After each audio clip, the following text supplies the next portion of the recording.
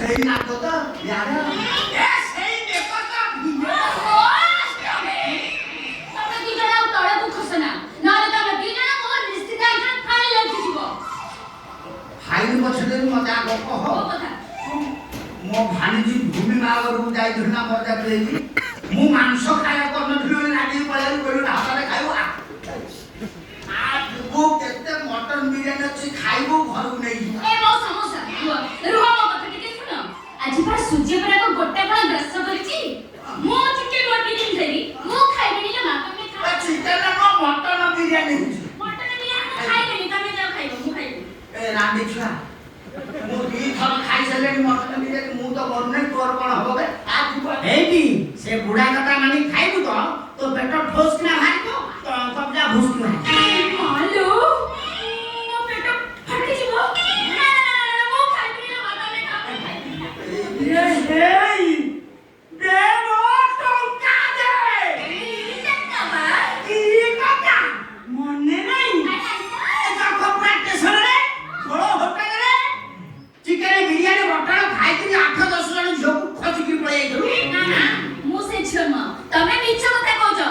ମିଛ କଣ ବେ ତୁ ବରଯାତ୍ରୀ ହେଇ ଯାଇଥିଲୁ ମୁଁ ଚିକେନ କରିନଥିଲି ରାଗିକି ପଳେଇଲୁ କହିଲୁ ଢାବାରେ ଖାଇବି ବୋଲି ଇଏ ତ ସତ କହୁଛି ତାପରେ କଣ କର କଣ କହିବି ମଉସା ମନ କର୍ଣ୍ଣ ଦେଇ ଟିକେ ଭିତରକୁ ପୁରା ମୁଁ ଖାଲି ମନ ନୁହଁ ସବୁ ଦଉଛି କହିବି ରାତି ପ୍ରାୟ 12ଟା ଖଣ୍ଡେ ହବ ତାପରେ ମୁଁ ଯାଇଥାଏ ବରଯାତ୍ରୀରୁ ନ ଖାଇକି ରାଗିକି ଫେରି ଆସିଥାଏ।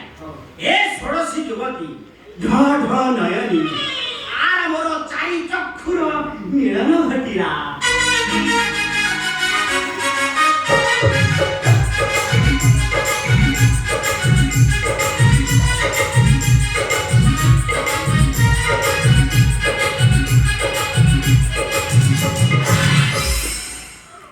କଥା ତ କହୁଥିଲୁ ଉତ୍ପାଦ କଣ ହେଲୁଣି ରେ ତାକୁ ଧରିକି ଜିଭ କାଢିକି ତୋର ହିଷ୍ଟ୍ରିଆ ଦୋଷ ଅଛି କି ତାପରେ କଣ ହେଲା ତାପରେ କଣ ହେଲା ମଉସା ଖାଲି ମନ ଦେଇକି ଟିକେ ଶୁଣ ସବୁ ଦେଉଛି କଣ ଇଏ 8-10 ଜଣ ଝିଅକୁ ନେଇକି ସେ ହୋଟେଲର ମଟନ ବିରିୟାନୀ ଖାଇଦେଇକି ମୋ ସ୍ତ୍ରୀର ପରିଚୟ ଦେଇ ଖସିକିରି ପଳେଇଲା।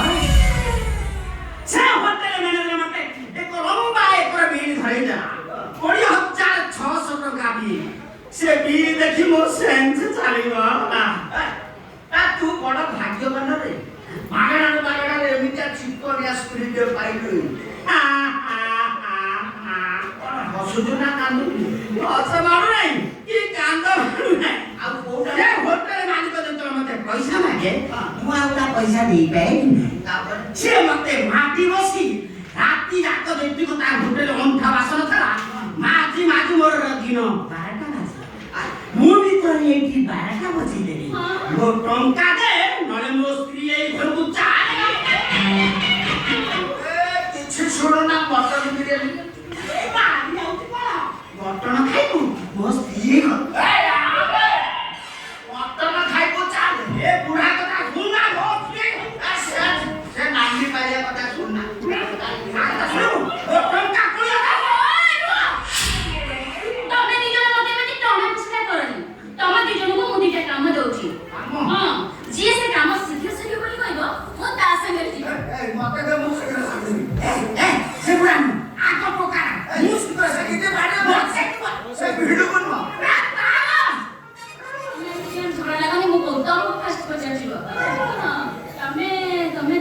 ତମେ ଚନ୍ଦାକୁ କିସ୍ କରିବ।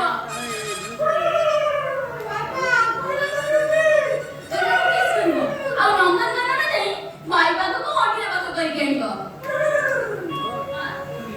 ଆଉ ବାଜା ସେଇଆକୁ ଦେ ମୋର ପିସ୍ ଦବା ଦରକାର ନାହିଁ ସେ ମତେ କାମୁଡିବ ପରେ ମତେ ଏଠି କାଣୁଥଲ ବାପ ବୋଲି ତମ ସ୍ତ୍ରୀ କହିବେ ପ୍ରଣାମ କରି ଆଉ କରିବି ତୁ ମତେ ଦେଲୁ ମତେ କି ଡ୍ୟୁଟି ଦେବୁ ଜିନ୍ଦଲେ ଦେବୁ ନା ଟାଟା ଷ୍ଟିଲ୍ ବରାବର ତମକୁ ମୁଁ ପଚାରୁଛି ତମେ ସିଡି ପକେଇ ଛାତି ଉପରେ ଚଢିବ ହାତୀ ଉପରେ ଚଢିବ ହାତୀ ପିଠିକି କଲର କରିବ ବାପା କଲର ଦେ ଆଉ ତାକୁ ପ୍ୟାଣ୍ଟ ସାର୍ଟ ପିନ୍ଧେଇବ କାଇଁ କହୁନୁ ଚଢି ଗଞ୍ଜି ପିନ୍ଧେଇ ଆଉ ଭାଇ ମାନେ ମୁଁ ଚାଲିଲି। ଆଚ୍ଛା ମଉସା ତମେ ଗୋଟେ ଟାଉଟର ଠକ ତମ ଭାଣିଜୀ ଭୂମିକାକୁ ଦେଖେଇ ଆଉ ଗୋଟେ ଝିଅ ଶ୍ରାବଣୀକୁ ଶୁଭମ ଭାଇ ସାଙ୍ଗରେ ତା ଘରକୁ ପଠେଇଦେଲ। ରବେ ତା ମାନେ ମୋ ସାଙ୍ଗ ସମ୍ଭବ ଶ୍ରାବଣୀକି ବାହା ହେବାକୁ ଯାଇ ଭୂମିକି ଘରକୁ ନେଇ ଯାଇଥିଲା। ହଁ ତା ମାନେ ମୋ ଭାଣିଜୀ ଭୂମି ଶାଶୁ ଘରେ ଶ୍ରାବଣୀ, ଶ୍ରାବଣୀ ଶାଶୁ ଘରେ